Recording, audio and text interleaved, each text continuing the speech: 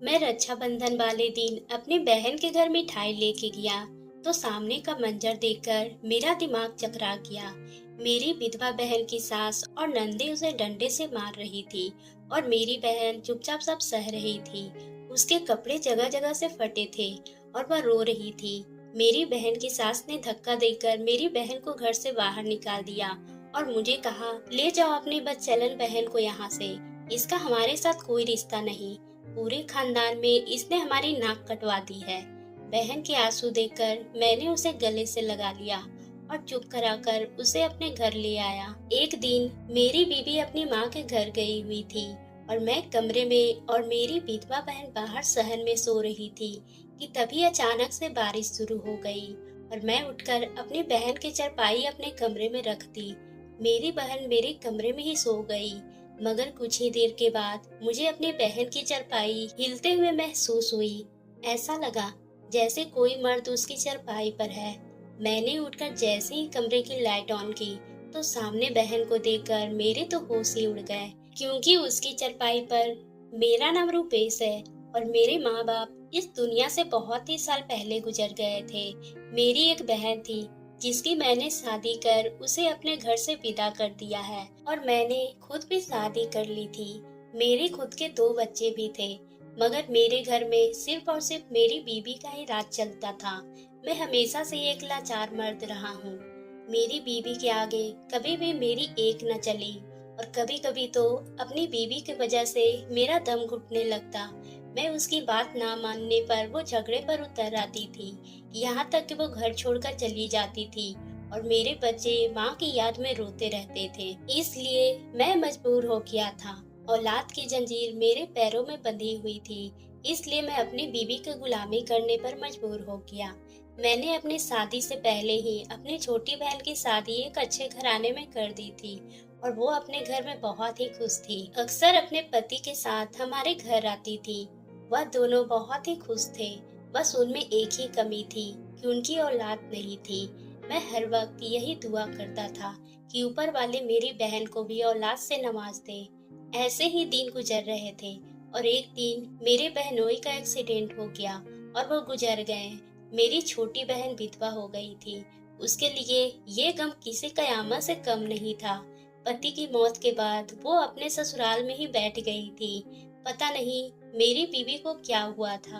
वह मुझे अपनी बहन के घर जाने ही नहीं देती थी और ना वो खुद जाती थी, लेकिन मैं हर दूसरे दिन छुपकर अपनी बहन से मिलने जाता था। मेरी बीवी को डर था कि अगर मेरी बहन को उसके ससुराल वालों ने निकाल दिया तो वह हमारे घर आ जाएगी। इसलिए उसने मुझसे साफ साफ कह दिया था कि तुम अपनी बहन से रिश्ते कम कर लो, उसे अपने हाल पे छोड़ दो। ये ना हो कि तुम्हारे गले ही पड़ जाए। हमारे बच्चे जवान हो रहे हैं और तुम बस अपने बच्चों का ही फिक्र करो। बीवी की बात सुनकर मुझे बहुत ही दुख होता था। मैं कैसे अपनी बहन को अकेले छोड़ सकता था। वह मेरी एक ही बहन थी जिसे मैं बड़े ही प्यार से पाला था। त्योहार वाले दिन बीवी से कहा कि मैं अपने एक करीबी दोस्त से मिलकर आता हूँ, मगर मेरी बीवी बहुत ही तेज थी। जब मैं घर से निकलने लगा तो मुझे कहने लगी, झूठ बोलने की क्या जरूरत है, तुम सच भी तो बोल सकते हो कि तुम अपनी बहन से मिलने जा रहे हो। मैंने उसकी बात का कोई जवाब नहीं दिया था। मैं त्योहार वाले दिन कोई भी बहस नहीं करना चाहता था, इसलिए मैं चुपचाप अपने बहन के घर चला गया। सारा रास्ता मेरी आंखों में आंसू आ रहे थे। मैं रास्ते में लोगों को देख रहा था जिन्होंने नए कपड़े पहने हुए थे और मेरी बहन ने आज के दिन नए कपड़े भी नहीं पहने होंगे। मैं मिठाई की बजाय थोड़ा सा फल खरीद लिया था।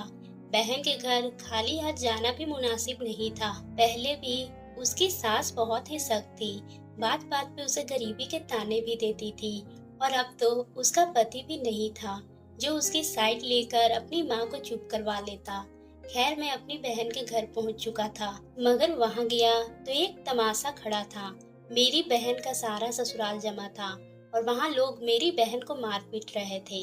ये देखकर मेरी आंखें खुली की खुली ही रह गई थी और मेरी बहन की सास मुझ पर एक ऐसा इल्जाम की कि मेरा दिमाग चकरा गया। वो कहने लगी, रात को तेरी बहन आशिक से चुपके से इससे मुलाकात करने आया था।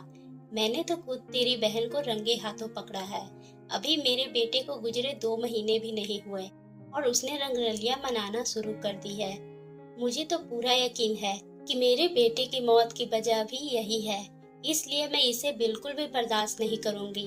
मैं तो ये सोचकर इसे घर में जगह दी थी कि मेरे बेटे की विधवा है, लेकिन इसने तो हमारी इज्जत पर दाग लगा दिया। हमारे घर पे जवान बच्चियां मौजूद है। अब तुम अपनी बहन को अपने साथ ले जाओ।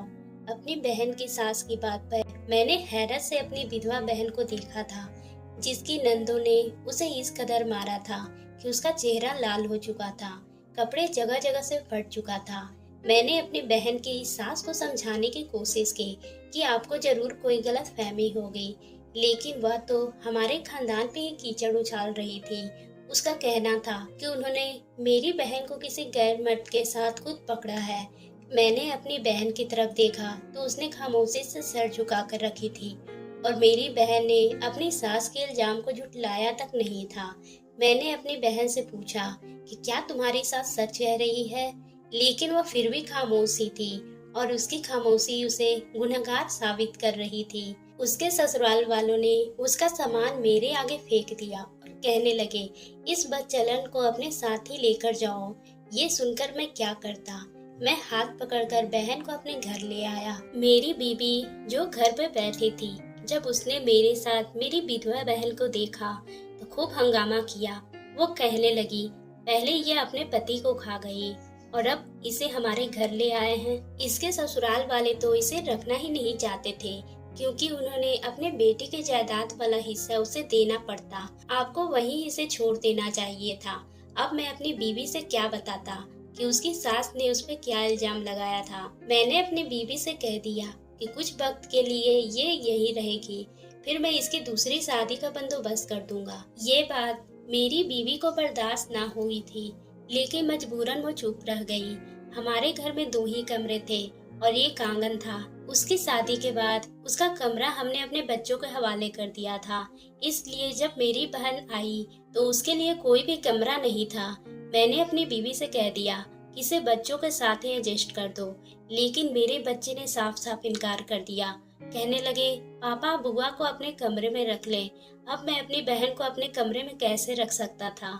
इसलिए मेरी बीवी कहने लगी कि आपकी बहन के लिए मैं आंगन में चारपाई डाल दूं, वो आराम से सो जाएगी, आप फिक्र ना करें।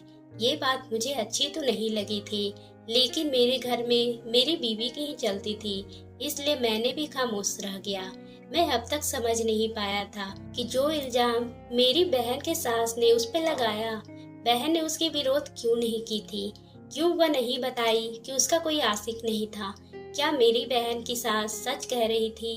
इन सवालों ने मुझे बहुत ही परेशान कर दिया था, मगर मैंने अपनी इन परेशानियों को अपने चेहरे पर नहीं आने दिया था, क्योंकि वह मेरी ही बीवी को इस बारे में पता चल जाता, वह मेरी बहन को आंगन में भी जगह देने के लिए तैयार नहीं होती, बल्कि उसे घर से निकाल देती।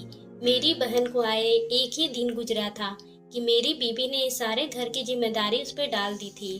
खाना बनाने से लेकर सफाई का काम उसके हवाले करके मेरी बीवी बेफिक्र हो गई, और मेरी बहन भी खामोशी से सारे घर के काम काज करने लगी, क्योंकि उसे भी मेरी बीवी की फितरत का अच्छी तरह से पता था। ये सब बातें मुझे अच्छी तो नहीं लगती थी, लेकिन मैं फिर भी एक लफ्ज बीवी से कहने की हिम्मत नहीं रखता था, इसलिए अपनी बहन को नौकरानी बने देखने लगा। एक दिन मैं काम से लौटा तो मेरी बीवी ने बहुत ही अजीब सी बात कहने लगी। मुझसे अपनी बहन का अंदाजा कुछ ठीक नहीं लगते। मुझे तो ऐसा लगता है जैसे पति के जाने के बाद वो आवारा हो गई है। अपनी बीवी के मुंह से ये सुनकर मैंने गुस्से से उसे देखा और कहा, क्या बातें कर रही हो। मेरी विधवा बहन है, तकलीफ है उसे, तुम उसके खिलाफ से ये सब कुछ कैसे कर सकती हो। मेरी बीवी ने मुंह बनाया और कहने लगी, वही सब कुछ कह रही हूँ जो अपनी आंखों से देखा है। अगर मेरी बात पे यकीन नहीं करना तो ना करो, और जल्दी ही तुम हकीकत का पता चल जाएगा, तब बैठकर अपना सर पीटना। मैंने गुस्से से पूछा, तुम कहना क्या चाहती हो। वो कहने लगी, तुम्हारी बहन किसी से छुप छुप कर मुलाकातें करती है। जल्दी कोई रिश्ता देखो और इसे यहाँ से चलता करो, इससे पहले कि बदनामी का सेहरा हमारे सर पे सज जाए। बीबी की बात पर मुझे मेरी बहन की सास की बात याद आने लगी। ऐसा ही कुछ उन्होंने भी कहा था। कुछ ही देर के लिए मैं बिल्कुल ही खामोश हो गया और फिर अपनी बीवी से कहा, कम से कम गम भुलाने दो, उससे पहले मैं उसकी शादी का सोच भी नहीं सकता। मेरी बीवी जोर से हंसने लगी और कहने लगी, तुम्हें इसके गम का ख्याल है, लेकिन इसे अपनी इज्जत की परवाह नहीं। तुम बैठकर यही सोचते रहो और वो तुम्हारा मुंह काला करके निकल जाएगी और हम सब हाथ मलते रह जाएंगे। वो बड़े कड़वे से लिहाज में ये सब बात कहकर मेरी बीवी बच्चों के कमरे में चली गई थी और मैं सोच में डूब गया था। क्या बहन किसी के साथ कोई चक्कर था? ये कैसे मुमकिन था कि उसकी सास और मेरी बीवी दोनों एक जैसी बातें कर रहे थे, जबकि मैंने अपनी बीवी को ये तक नहीं बताया था कि मैं बहन को उसके ससुराल से क्यों लाया हूँ। मैंने सोच लिया था कि मैं अकेले से बहन से बात करूंगा और पूछूंगा कि ये क्या मामला है। और फिर 2 ही दिन गुजरे थे, मुझे मौका मिल गया। मेरी बीवी बाजार गई थी और बच्चे ट्यूशन गए थे। घर पे मैं और बहन ही थे। मेरी बहन मेरे लिए चाय लाई तो मैंने उसे अपने पास बिठा लिया और पूछा कि उस दिन तुम्हारी सास क्या कह रही थी?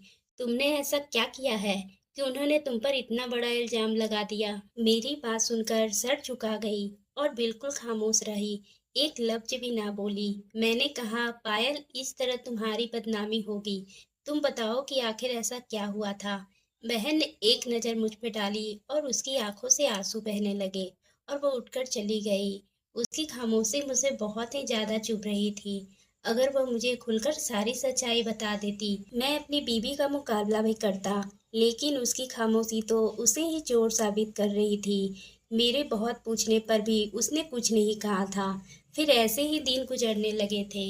एक रात मैं कमरे से निकला तो मैंने देखा कि पायल आंगन में चारपाई पे मौजूद नहीं थी। मैंने यहाँ वहाँ देखा, लेकिन मुझे कहीं भी नजर नहीं आई।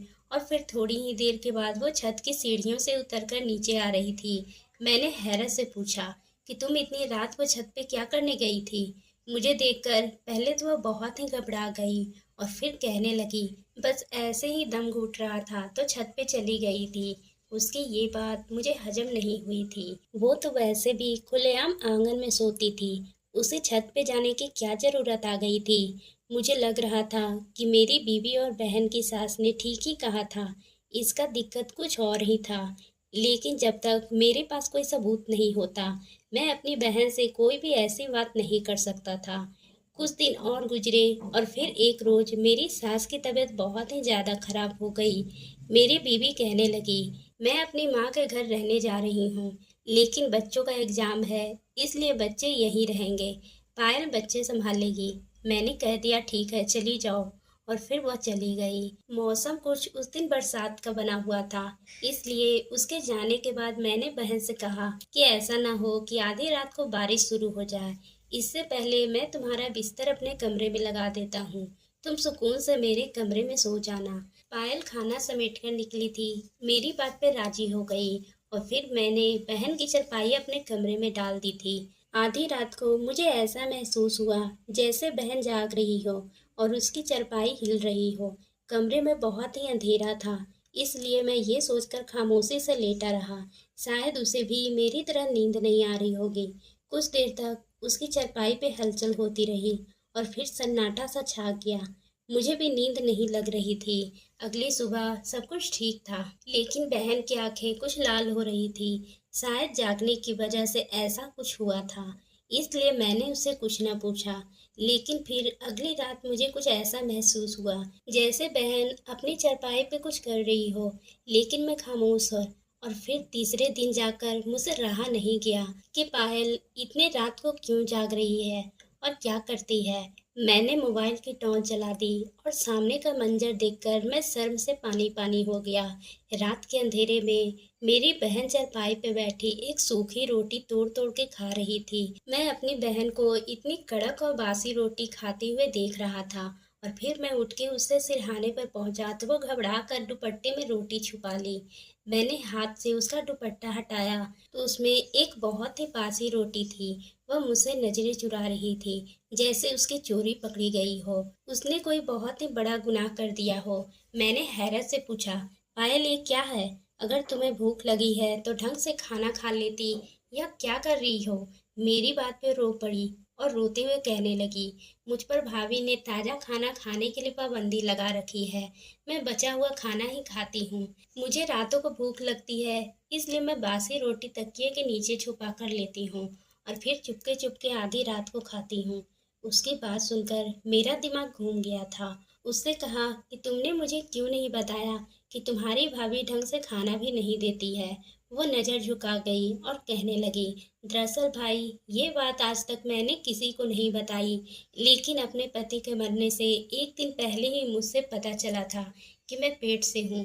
मेरे पति ने कहा था कि ये खबर मैं खुद सबको सुनाऊंगा, इसलिए मैंने किसी से कुछ नहीं कहा था और फिर उनका मौत हो गया। मुझे इतना सदमा पहुंचा था कि मुझे ये तक याद नहीं रहा कि मैं पेट से हूँ। मुझ पे तो ये कयामत गुजरी थी। और फिर जब कुछ दिन बाद मैं संभली तो मेरे ससुराल वालों का रवैया मेरे साथ इतना बुरा था कि मैं चाह कर भी उन्हें नहीं बता सकी मैं पेट से हूँ। फिर मेरी तबीयत कुछ खराब रहने लगी। हर वक्त मुझे दम घुटने का एहसास होता था। ऐसे ही एक दिन मैं अपने ससुराल की छत पर गई। मुझे नहीं मालूम था कि मेरी ननद ने किसी आसी को मिलने के लिए बुलाया है। इत्तेफाक से मेरी सास ने मुझे छत पे जाते देख लिया था। वो मेरे पीछे चली आई और मेरी ननद तो अंधेरे में कहीं छुप गई, लेकिन उसके आशिक के साथ उन्होंने मुझे देख लिया और फिर वह मुझ पे बदचलन का इल्जाम लगा दी। मेरी वही ननद सबसे आगे बढ़ चढ़कर मुझे मारने पीटने लगी और उन्होंने अपना गुनाह मेरे सर पे डाल दिया था। मैं किसी को कुछ नहीं कह पाई और मुझे घर से निकाल दिया गया था। जब मैं यहाँ आई तो मैं चाहती थी कि आपको और भाभी को इस बारे में बताऊं, लेकिन भाभी को मेरा ही बोझ उठाने की राजी नहीं थी। अगर उन्हें पता चलता कि मैं पेट से हूँ तो वह ना जाने क्या करती। मेरे दिल में ये खौफ बैठ गया था कि वह मुझे बच्चा गिराने को कहेगी और उसके बाद मेरी दूसरी शादी कर दे। इसलिए मैंने ये हकीकत छुपा ली, क्योंकि मैं अपने बच्चा को खोना नहीं चाहती थी। मुझे अपने पति से मोहब्बत थी और ये बच्चा उनकी निशानी है। अब मुझे हर वक्त भूख लगने लगी थी। कभी मेरा दम घुटता था तो मैं छत पे चली जाती थी और कभी छुप छुप कर खाना खाने की कोशिश करती थी। आपको तो पता है कि पड़ोस में मेरी दोस्त रूपा रहती है। मैंने उसे अपने प्रेग्नेंट होने का बात बता दिया था, इसलिए जब मुझे भाभी खाने को नहीं देती थी तो वह मुझे कुछ ना कुछ खाने के लिए ला देती थी। भाभी को लगता कि मैं छुप छुप कर किसी से मिलती हूँ। वो कोई और नहीं, रूपा है, जो मेरे लिए खाने का इंतजाम कर देती है। मैं आपको ये बात इसलिए नहीं कह सकती थी क्योंकि अगर मैं ये सच्चाई आपको बताती तो आपका और भाभी का रिश्ता खराब हो जाना था और मेरी वजह से आप भाभी से झगड़ा करते और भाभी की जो आदत है, ऐसे ही वो फौरन घर छोड़कर चली जाती और मैं नहीं चाहती थी कि मेरे बाद आपका घर भी टूट जाए। इसलिए मैं खामोश रही और बच्ची की बचाई हुई रोटी मैंने तकिए के नीचे छुपा ली थी ताकि रात को खा सकूं। मुझे अंदाजा नहीं था कि आपको पता चल जाएगा। ये कहकर मेरी बहन जोर जोर से रोने लगी थी और मैंने आगे बढ़कर अपनी बहन को सीने से लगा लिया था और मैंने आप पर काबू खो बैठा था। मैं खुद भी फूट फूट के रोने लगा था। मुझे मालूम नहीं था कि मेरे ही घर में मेरी बहन के साथ क्या जुल्म हो रहा था। उसने तो इतनी बड़ी सच्चाई मुझसे छुपा कर रखी थी जो शायद उसे मुझसे पहले ही बता देनी चाहिए थी, मगर वह मुझ पर विश्वास कैसे करती। मैं तो खुद ही अच्छा भाई साबित किया था। कब मैं उसे दुनिया वालों से बचाया था, उसके विधवा होने पर भी उसे ससुराल वालों के रहमो करम पर छुड़ाया था और जब उसे घर लाया था तो बहुत ही मजबूरी में लाया था। मैं तो उसे अपने घर पर थोड़ा भी इज्जत नहीं दे सका। कभी उसे कुछ पूछा तक नहीं कि वह क्या खाती है और कैसे रहती है। उसे किसी चीज की जरूरत तो नहीं। अपने घर आने के बाद मैं उससे तरफ आंखें बंद कर ली थी, ये जानते हुए कि मेरी बीवी का रवैया उसके साथ कैसा है। मैंने कभी दो बोल मोहब्बत के नहीं बोले थे। मुझे तो अपनी हर गलती पर शर्मिंदा महसूस हो रहा था। मैंने उससे वादा किया था कि मैं उसका बहुत ही ख्याल रखूंगा। मैं खुद उसके बच्चे की सारी जिम्मेदारी उठाऊंगा और सारी बात उसके साथ बैठकर उसे दिलासा देता रहा। मैंने खुद अपने हाथों से अपनी बहन को खाना बनाकर खिलाया।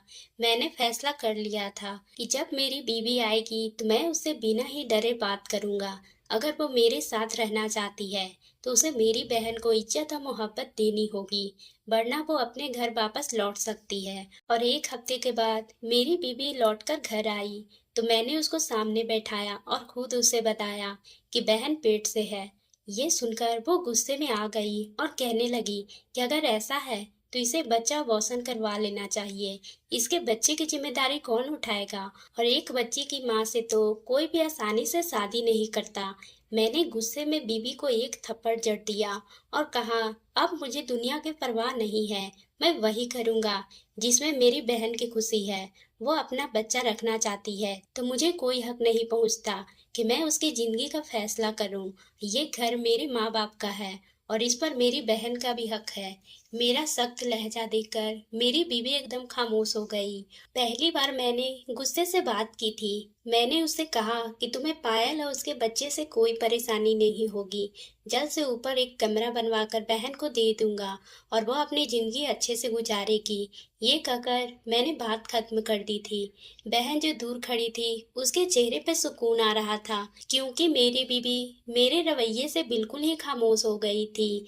अब उसकी कोई धमकी मुझ पे नहीं चलेगी। उस दिन के बाद से मेरी बीवी का रवैया मेरी बहन से बहुत ही अच्छा हो गया था। फिर मेरी बहन ने एक बेटे को जन्म दिया था। घर में बिल्कुल सुकून था। और 1 साल के बाद मेरे दोस्त की माँ ने अपने बेटे के लिए बहन का रिश्ता मांगा तो मैंने उसकी शादी उससे कर दी। आज वो अपने घर में बहुत ही खुश है। तो दोस्तों, आपको ये कहानी कैसी लगी? अगर पसंद आई हो तो आप मेरे चैनल को सब्सक्राइब करना ना भूलें और बेल आइकन को भी प्रेस कर लें।